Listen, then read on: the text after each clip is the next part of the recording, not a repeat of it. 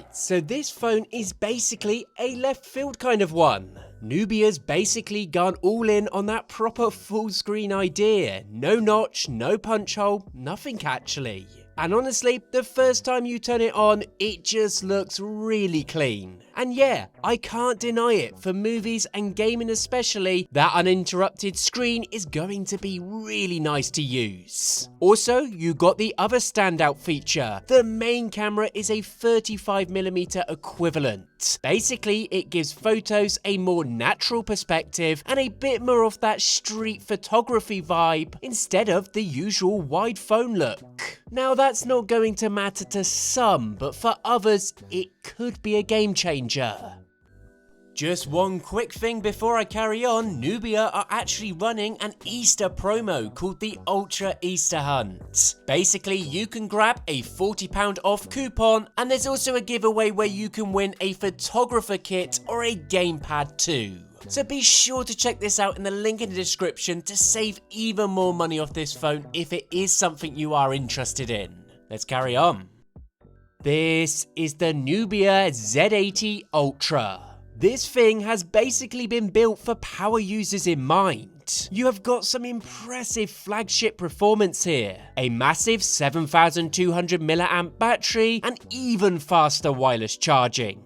But it's not perfect, I won't deny that. The software isn't as polished as the big mainstream brands, and the front camera is definitely a weak point. But the headlines here really are this. You've got a 6.85-inch OLED display at 144Hz. And the big thing here, it's a true full screen display. No notch, no punch hole. The selfie camera is actually under the display.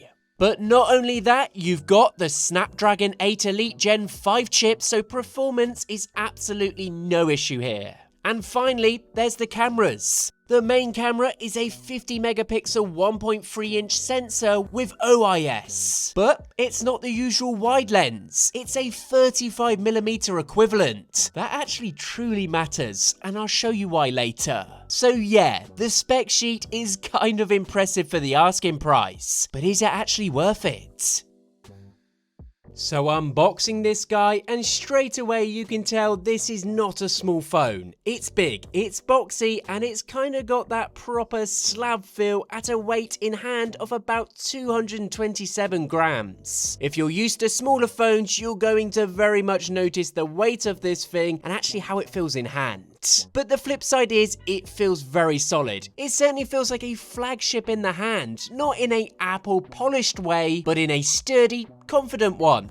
And then the design is, well, honestly, a bit of a vibe. It's got that camera-inspired look, almost like a compact camera stuck onto the back, and you either love it or you hate it. But I do like that Nubia commits to it. It's not trying to look like every other phone. It's kind of got its own thing going on.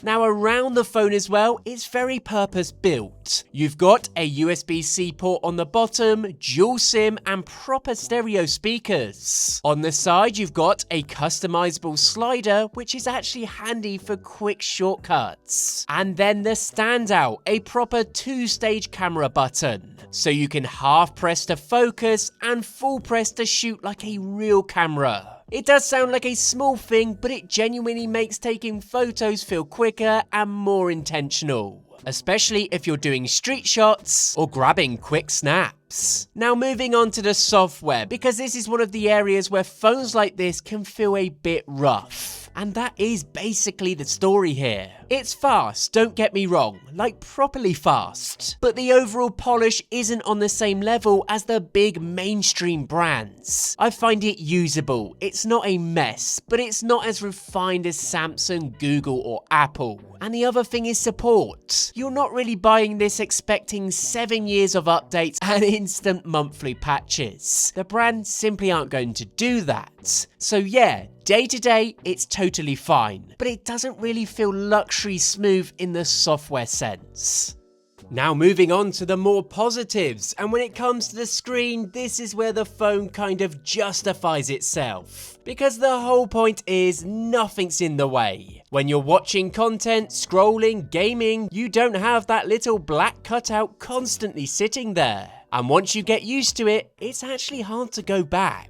It is 144 Hz, and with that it feels super smooth, especially when you pair it with its 1.5K-ish resolution at 2688 by 1216. Brightness-wise, Nubia markets it at very high, up to around 2500 nits peak in their material. And to be honest, I have noticed it's very much usable outside. From my experience, it seems to handle light more than adequately. But I'll be honest, I wouldn't buy it purely because you want the brightest panel on the planet. It's not quite as bright as the absolute top tier competition in the harshest sunlight. What I will say though, for watching movies and just daily use, it's a really good display. And that full screen effect makes it feel more immersive than the numbers suggest. Now, performance is one of the easiest wins here because this phone is basically built like a little handheld console. You've got the Snapdragon 8 Elite Gen 5, LPDDR5X RAM, and UFS 4.1 storage, so everything really feels instant. App loading, switching games, installing big files, the lot. It's simply one of those phones where you don't really get stutters in normal use, and the gaming is exactly the same. And to be honest, the screen helps with that too. Because it is full screen with no cutout, I can't deny games feel much more immersive than you'd expect. Especially stuff like shooters or racing games where your eyes are right at the top of the display. Plus, 144 Hz isn't just for FPS numbers. Even scrolling through the phone like menus and moving the camera around feels smoother and much more responsive. In real gameplay, it'll happily run the usual heavy hitters on high settings. And the nice thing is you don't feel like you're constantly fighting the phone. Touch response feels snappy, and because the battery is 7200 milliamps, you can actually game for ages without the battery dying on you. If you're doing long heavy sessions, max brightness, max settings, high FPS, it will get warm to the touch. And after a while, you can get a bit of throttling just because physics is, well, basically physics. It's not horrendous, but you'll feel the heat build up, especially around the frame and camera area. So it is amazing for gaming, just don't expect it to stay ice cold like a Red Magic style phone.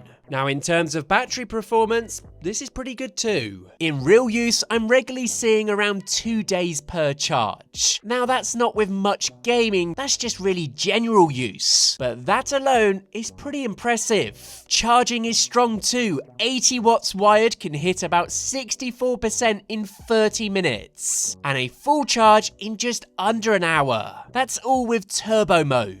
Plus, it also supports up to 80 watts wireless if you've got Nubia's compatible charging kit. Just worth noting though, this is an optional add-on that you will have to purchase later on, so do keep that in mind. Now let's talk about the cameras, because this phone does something that most phones just simply don't. The main lens is a 35mm equivalent. Most phones are around 24mm-ish on the main camera, and that's why you get that slightly wide, slightly distorted look sometimes, especially on faces close up. Now 35mm is more natural. It's closer to what you'd shoot street photography with. It frames people nicer, and the background separation can look a bit more camera-like. Honestly, for street and documentary style shots, this could be a little gem.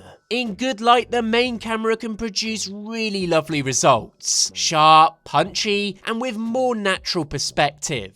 The ultra wide, being 50 megapixels with autofocus, is also a win, because it's not just a token wide lens. It can do macro properly, and it holds up better than a lot of cheaper ultra wides.